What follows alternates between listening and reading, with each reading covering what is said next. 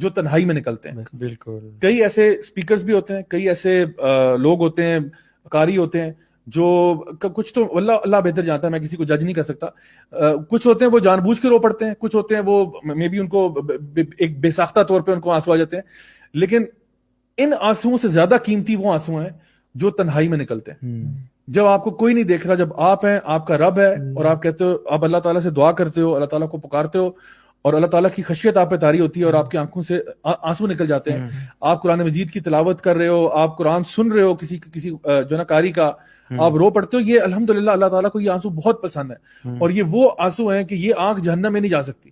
یعنی ظاہری بات ہے, اگر آنکھ جہنم میں نہیں جائے گی تو پورا جسم بھی نہیں جائے گا نا. تو یہ کہنے کا صرف بات ہے کہ جو آنکھ اللہ تعالیٰ کی خشیت سے روتی ہے نا, وہ پھر جہنم میں نہیں جا سکتی. تو اس لیے یہ ساری کیفیات کب آئیں گی؟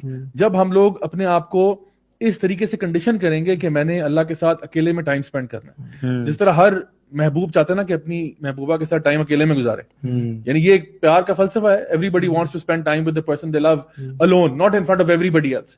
تو اگر آپ, یعنی یہ اس سے مثال دیتے ہیں سارے, ہم کہتے ہیں کہ اللہ تعالیٰ سے محبت ہمیں ہر چیز سے زیادہ ہے, اللہ کے نبی صلی اللہ علیہ وسلم سے محبت ہر چیز سے زیادہ ہے, تو پھر ہمیں اللہ تعالیٰ کے ساتھ تنہائی میں ٹائم سپینڈ کرنا بھی پسند ہونا چاہیے. اور میں سمجھتا ہوں کہ کبھی نہ کبھی نا ایک ہماری جو آڈینس ہے اس کو ہم ایک ٹاسک دے دیتے ہیں, ہر روز کم از کم ایک کسی نماز کا کوئی ایک سجدہ ایسا ضرور رکھیں جو آپ کو تھکا دے.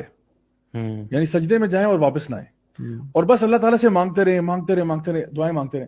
اور دیکھیں ویسے تو مسنون یہ ہے کہ آپ عربی میں دعا مانگیں, ٹھیک ہے, آپ جو ہے نا جو بھی آپ کو دعائیں آتی ہیں وہ آپ مانگیں, جتنی زیادہ آتی ہیں اتنی اچھی بات ہے. لیکن اگر وہ نہیں بھی آتی ہیں تو انسان اردو میں بھی مانگ سکتا ہے, اپنی زبان میں بھی مانگ سکتے ہیں.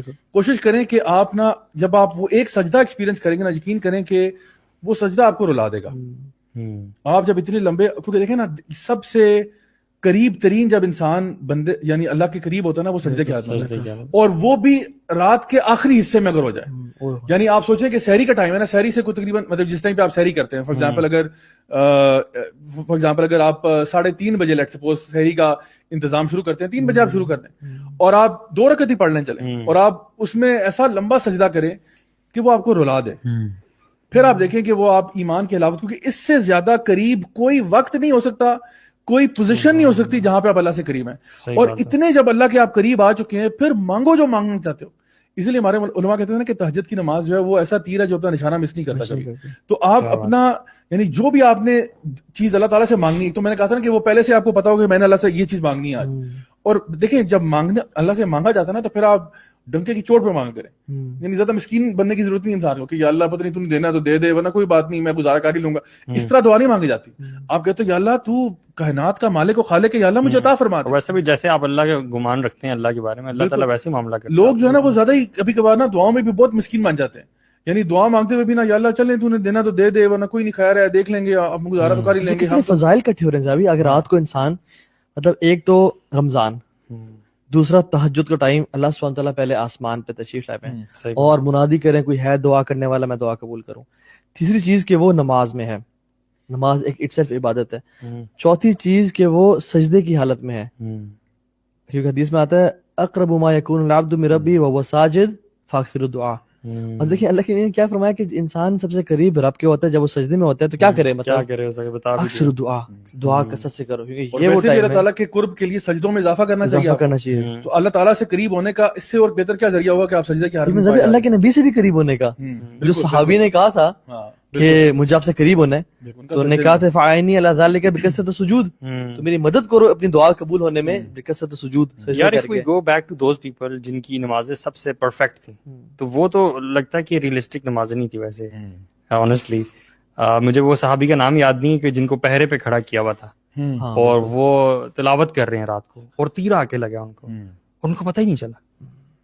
Can we imagine this. وہ تو صحابی تھے نا, امام بخاری رحمہ اللہ نماز پڑھ رہے تھے اور ان کو نا کچھ تکلیف ہوئی اور ہوتی رہی کچھ عرصے میں بعد, اور انہوں نے نماز نہیں چھوڑی, نماز آرام سے پڑھی اور کہا کہ میرے پیچھے اپنا کپڑا اٹھایا, دیکھو کون ہے کیا ہے, تو اٹ واز اسکارپین. اللہ اکبر. آپ نے چھوڑا کیوں نہیں؟ کہتے میں سورت کے بیچ میں تھا اور مجھے اتنی لذت آ رہی تھی کہ میرا دل نہیں چاہا کہ میں چھوڑوں.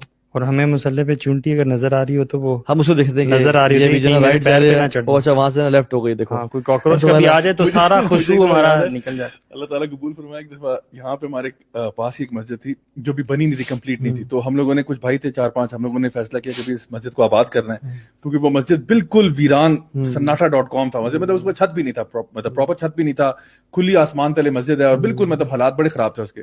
تو بھی کوشش ہو رہی تھی کہ اس کو بنا دیں.